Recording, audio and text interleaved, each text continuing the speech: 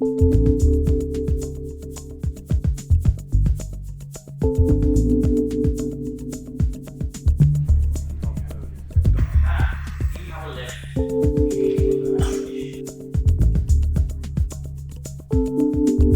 got drawn in on sort of into the subject about what happens after the fire, and I just want to share some experience with you.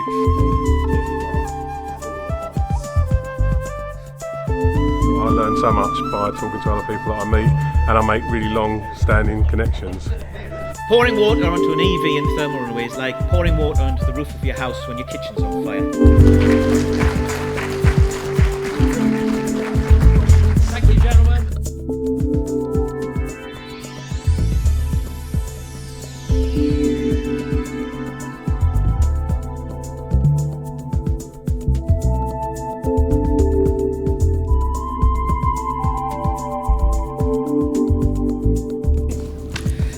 Hello everyone, my name is Bryant. I am from OFR Consultants and I am a fire engineer. Put my notes down there. So I am going to run through a research paper that I did with my colleague Mike Spearpoint and Ewan Rickard, titled A Survey of Fire Loads on Private Residential Balconies in England. So first things first, why were we looking at balcony fuel loads? Well, following the tragic events of Grenfell, as part of Dame Judith Hackett's work, she said that the use of approved documents in the construction industry needed to be looked into, and the competency of people needed to be looked into.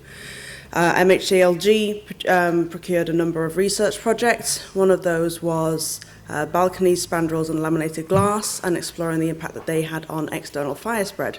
OFR have been working on this research project as a whole, and as part of this research project, it was identified that there wasn't very much information on the fuel loads of balconies, despite it being seen that balconies can impact how external fire spread works on a building.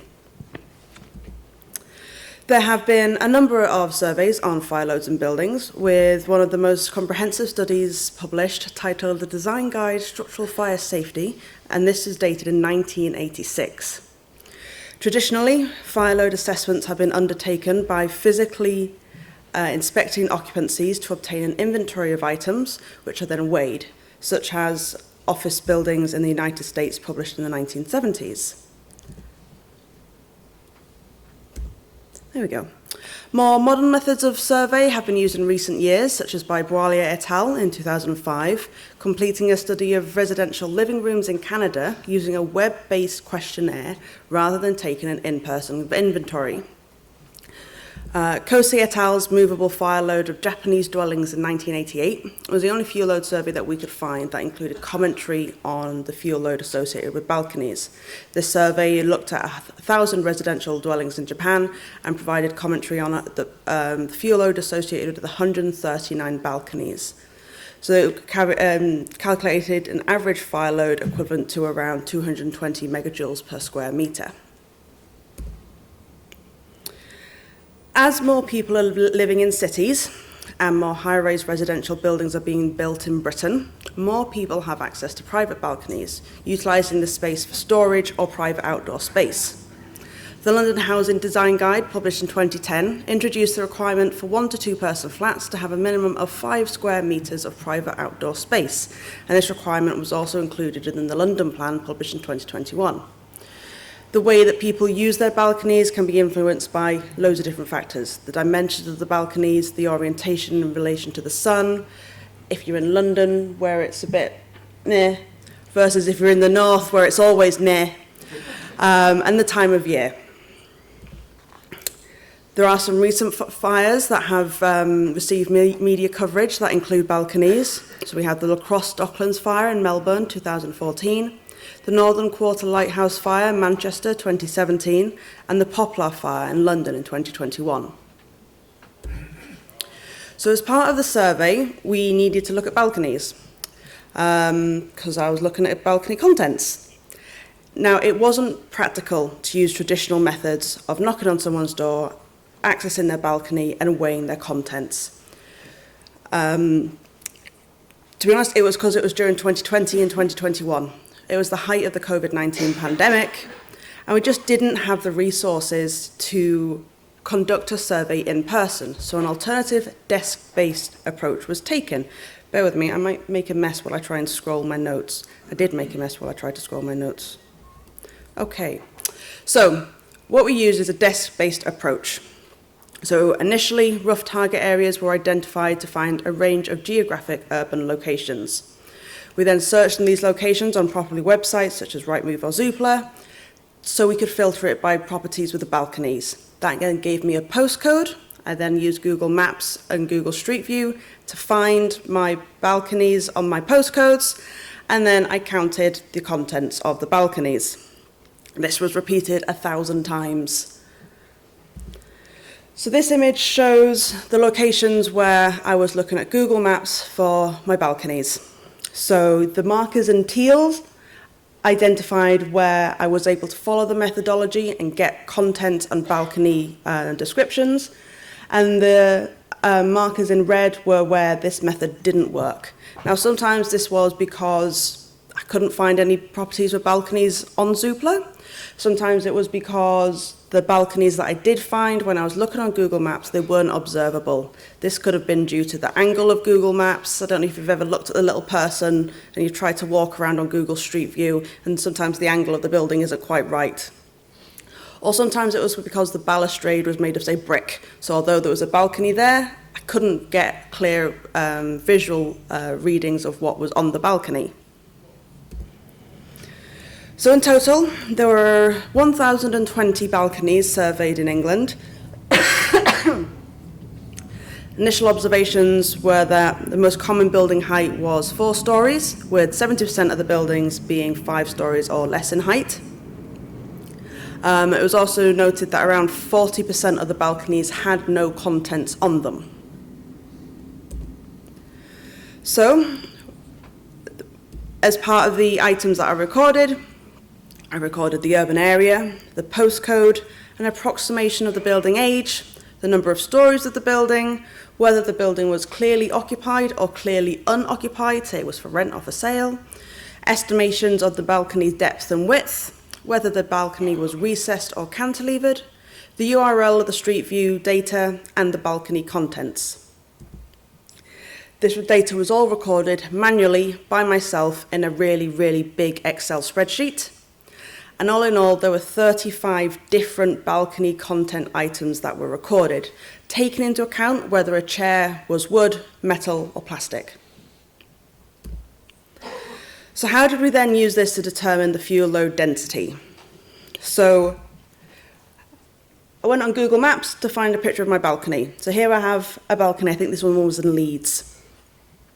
So I identified on this balcony, I have a large wooden table and 4 wooden chairs. So I looked at finding similar products on popular homeware sites, because I was encouraged not to name brands. So what I did is I found some large wooden tables that could fit 4 people. Taking into account the other 1,019 balconies I'd seen, I wanted to try and get an average large wooden table, because I could visually notice that sometimes they were massive and sometimes they were kind of small but still big. So an average weight of a large 4-person wooden table was found. In this case, it was estimated to be 22 kilograms for a large wooden table and about 5.7 kilograms for a wooden chair. This was then combined with the heat of combustion of wood, which is 20 megajoules per kilogram, to come up with a total fuel load for my 4 wooden chairs and my large wooden table on the balcony. Total energy is then divided by the area of the balcony, which was estimated based on the fact that the door onto the balcony was about 2 meters, and this results in a fuel load density of 149 megajoules per square meter. This was repeated for all of the items, for all of the balconies, in a nice Excel spreadsheet to come up with a fuel load density for each balcony. We had to take into account some assumptions when doing this methodology. First one was that all plant pots were plastic.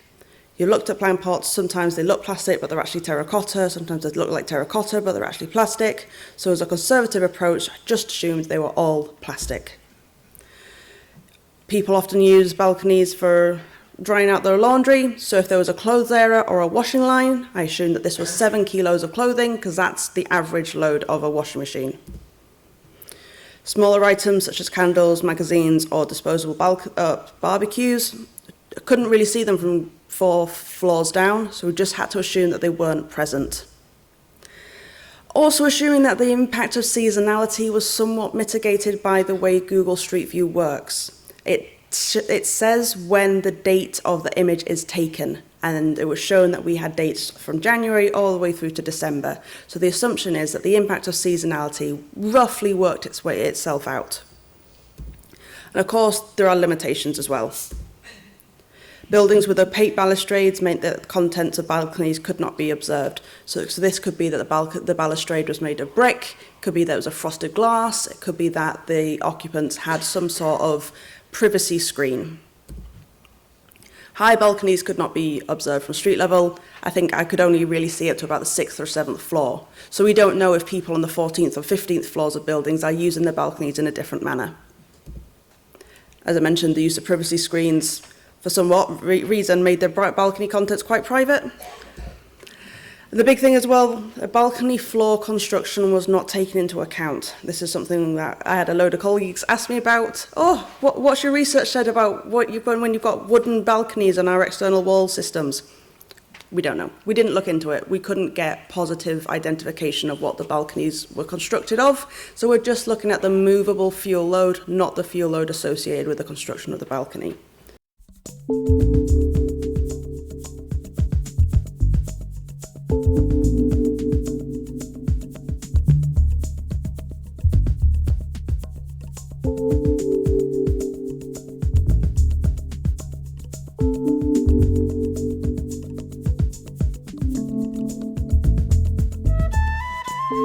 Now it's going to get really numbery.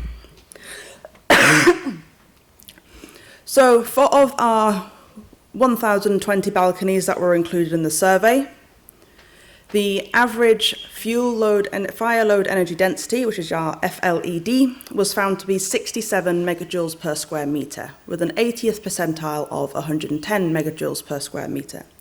In comparison, when we're looking at a residential building, so averaging the contents of an entire flat, your kitchen, your living room, your bedroom, your home offices, you've got an average FLED of around 780 and an 80th percentile around 870.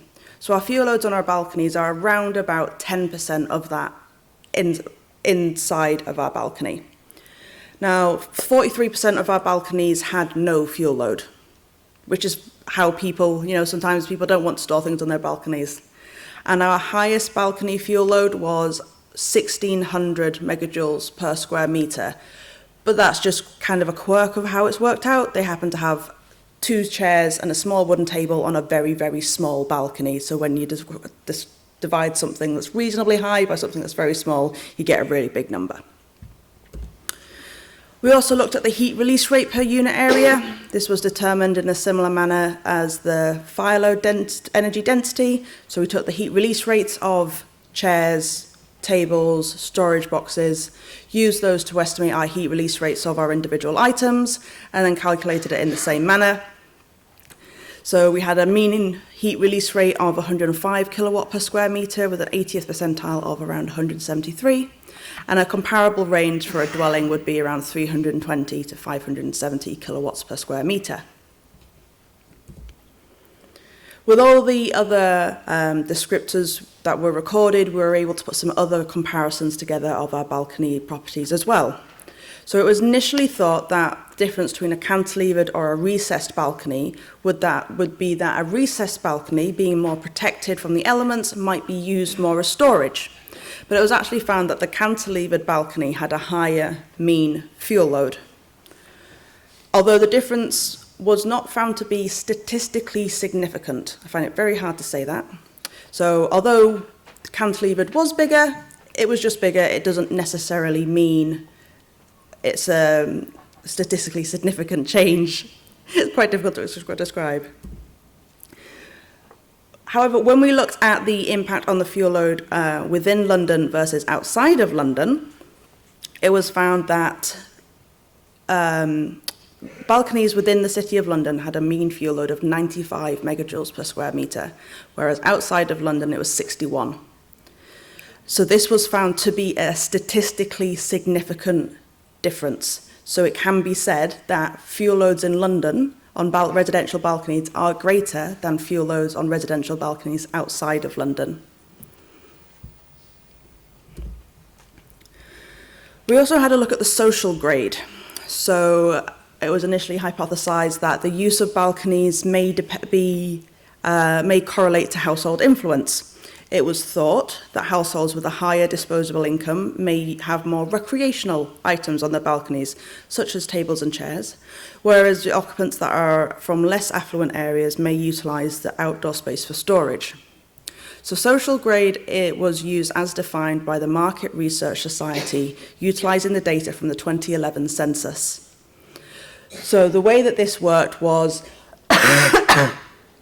following the 2011 census and the job title of the head of the household, it was put into a class between grade A and grade E. This was then averaged over your postcode to have a dominant social grade in the postcode. This was grouped into grades AB, grade C1, grade C2, and grade DE. So grade AB are managerial roles, they are professional roles, they are people who have their white collar jobs, that sort of thing. Whereas grade DE were people who were unemployed, people who were maybe on benefits, that sort of thing. When we were looking at the different balconies, we tried to ensure that the social grade of the sample was roughly in line with the social grade breakdown in England. So we can see that social grades in England about 25-30% even split. So we had a look at the split between urban and rural areas and the split between within London and outside of London. And then the bottom line is the sampled cities that we included in our survey.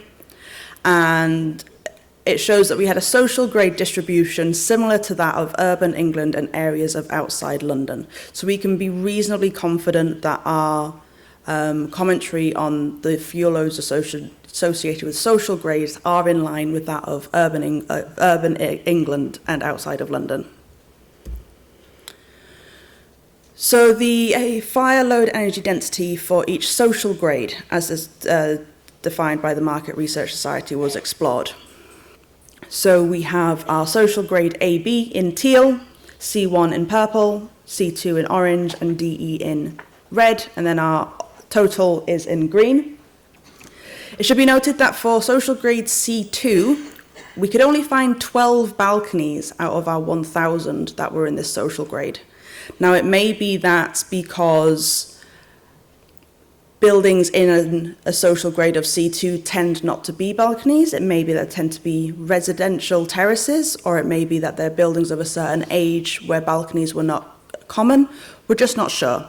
So unfortunately, any data points relating to social grade C2, we can't really have very much confidence in.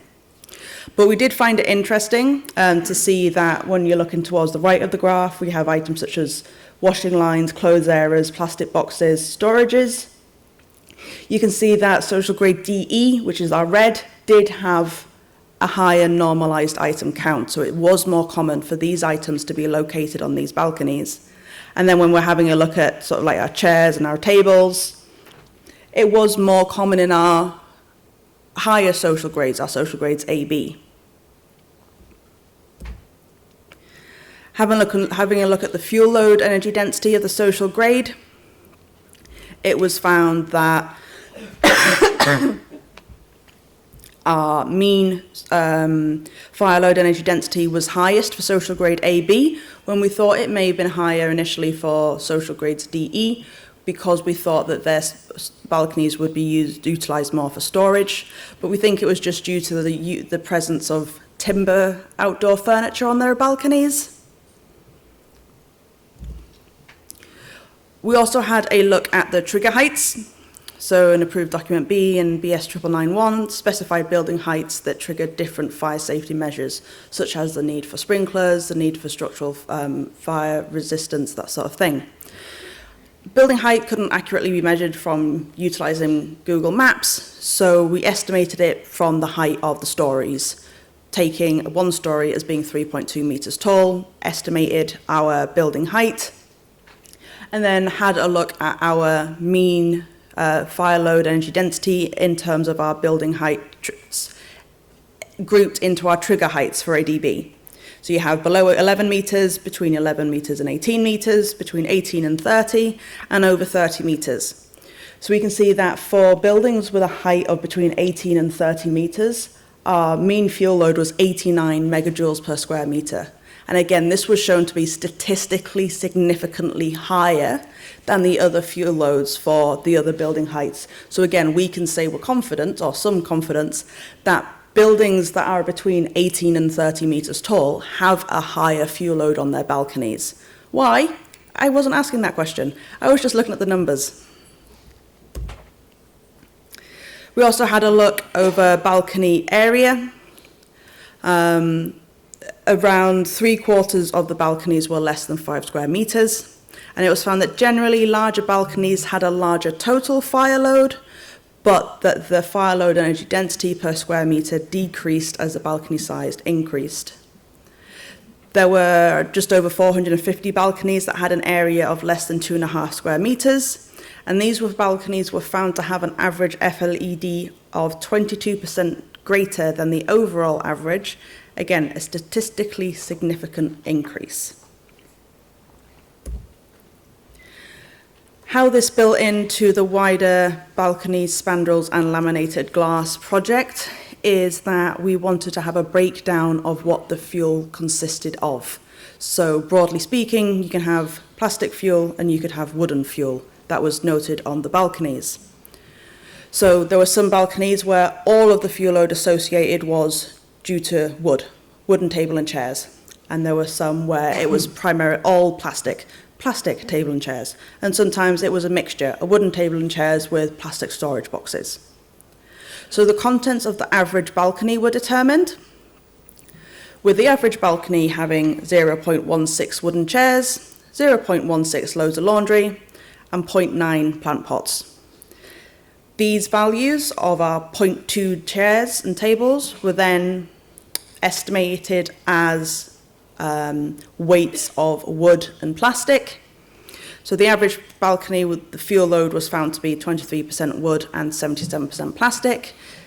This, combined with our fuel load, average fuel load of around 76 megajoules per square metre, means that our balcony fuel loads can be transferred into crib tests, which can help, which Mike and Ewan are using as part of the wider project to actually model what happens if we have a fire on a balcony and how does that impact the floor above, the floor 2 floors above. So these are the numbers that are helpful and are going into the next stage of research that I'm not actually a part of, which is fine by me. So in summary, our research found that the fuel load energy density had a mean of 67 megajoules per square metre, not taking into account the construction of the balcony itself. We found that the heat release rates had a mean of 118 kilowatts per square metre, and that the fuel sources were about 3/4 plastic and 1/4 wood-based. That's it.